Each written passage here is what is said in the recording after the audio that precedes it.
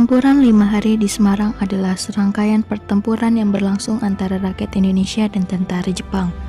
Pertempuran yang menjadi bagian dari sejarah kota Semarang ini terjadi pada tanggal 15 sampai 19 Oktober 1945. Waktu itu adalah masa transisi kekuasaan dari Jepang ke Belanda, dan seharusnya kekuasaan Jepang di Indonesia sudah berakhir.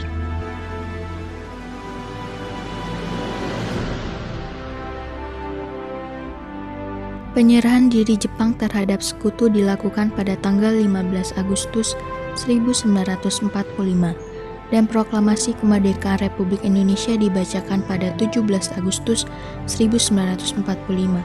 Mr. Wongsonegoro ditunjuk sebagai penguasa Republik di Jawa Tengah, berpusat di Semarang, untuk mengambil alih kekuasaan dari Jepang dalam segala bidang. Kemudian dibentuk Badan Keamanan Rakyat atau BKR yang menjadi Tentara Keamanan Rakyat atau TKR.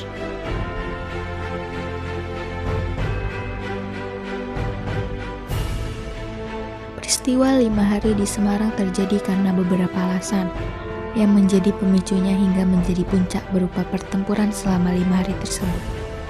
Beberapa hal yang menjadi penyebab pertempuran 5 hari di Semarang yaitu kericuhan penyitaan senjata Jepang. Di beberapa wilayah, pelucutan senjata tentara Jepang dapat dilakukan tanpa kekerasan. Namun, di Semarang justru terjadi kekacauan. Kido Butai, pusat ketentaraan Jepang di Jatingaleh, Semarang, curiga bahwa senjata-senjata tersebut tidak akan digunakan untuk melawan Jepang.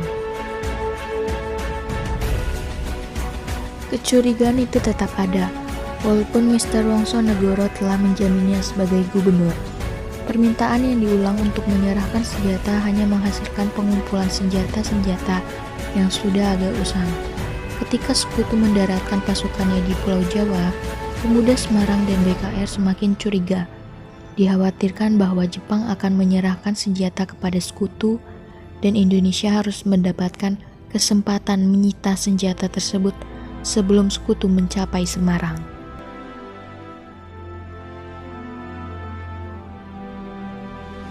Kondisi semakin memanas ketika tawanan Jepang yang dipindahkan dari Cepiring ke Bulu kabur dan bergabung dengan pasukan Kido Butai. Isu racun pada air minum.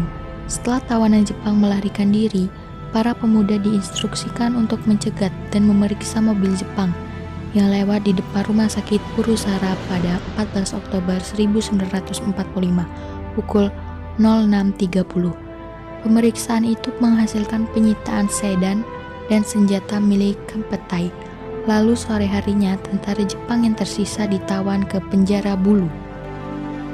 Pukul 18.00 terjadi serangan mendadak dari pasukan Jepang bersenjata lengkap dan melucuti 8 anggota polisi istimewa yang sedang menjaga reservoir Siranda, sumber air minum warga kota di Candi Lama.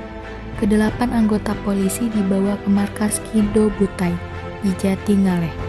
Kemudian tersebar kabar bahwa tentara Jepang sudah meracuni sumber air minum tersebut yang membuat rakyat gelisah. Kala itu, cadangan air di Candi, Desa Wungkal tersebut adalah satu-satunya sumber air di Semarang. Gugurnya Dr. Karyadi. Setelah berita mengenai racun tersiar, Dr. Karyadi sebagai kepala laboratorium Rumah Sakit Purusara hendak memastikan kabar tersebut. Ia pergi ke sana dalam situasi yang sangat berbahaya, karena waktu itu tentara Jepang telah menyerang beberapa lokasi, termasuk rute menuju reservoir. Dr. Sunati, istrinya, mencoba mencegah namun tidak berhasil. Mobil Dr. Karyadi dicegat oleh tentara Jepang dalam perjalanan menuju reservoir di Jalan Pandanaran.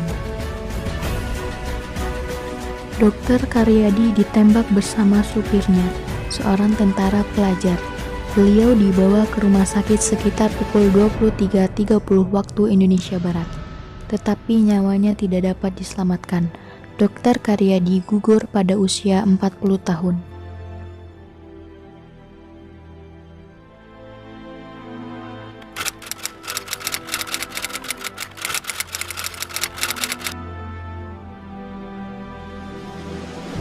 Peristiwa 5 hari di Semarang terjadi menjelang hari Minggu malam, tanggal 15 Oktober 1945.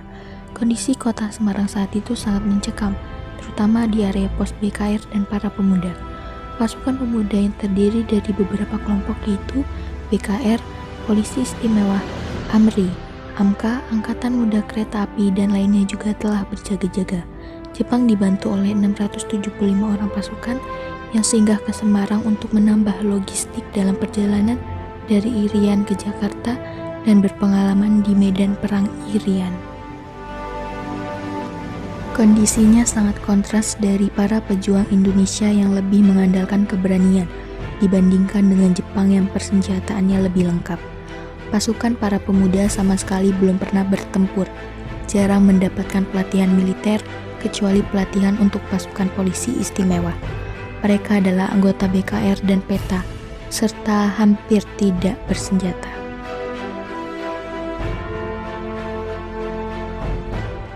Tanggal 15 Oktober 1945, pukul 03.00 pasukan Kido Butai menyerang mendadak ke markas BKR Semarang di komplek bekas sekolah Mulo di Mugas, belakang bekas pom bensin Pandanaran. Tiba-tiba pasukan Kido Butai menyerang dari sebuah bukit rendah di belakang markas. Mereka diperkirakan berjumlah 400 orang dan menyerang dari dua arah menggunakan tembakan pelempar granat dan senapan mesin.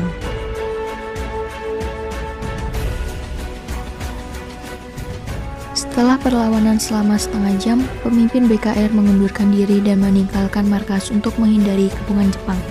Pasukan bergabung dengan pasukan Mirza Siddhartha dan para pemuda dari Pati, lalu menyerang balasan dengan sengit kepada Jepang yang telah menguasai berbagai lokasi penting dalam kota. Pasukan Indonesia menggunakan taktik gerilya kota untuk menghindari pertempuran terbuka dengan serangan tiba-tiba dan juga menghilang secara tiba-tiba.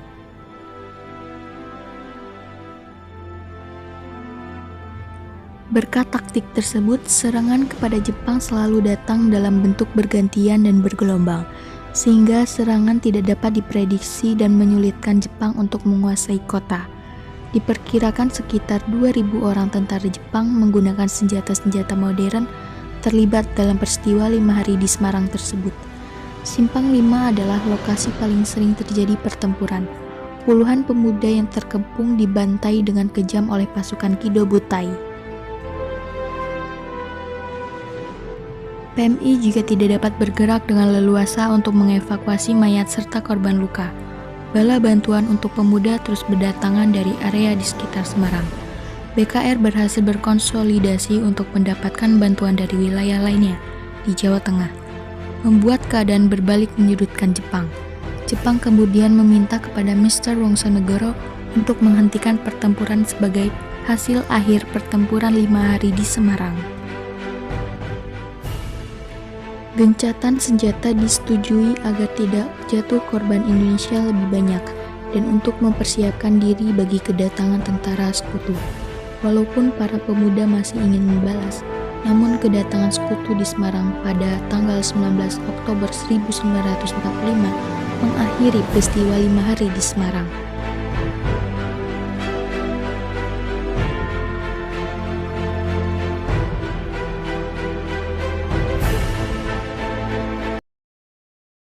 Rufus boy, let me love boy, what you know? Rufus boy, let me love boy, what you know? Rufus boy, let me love boy, what you know?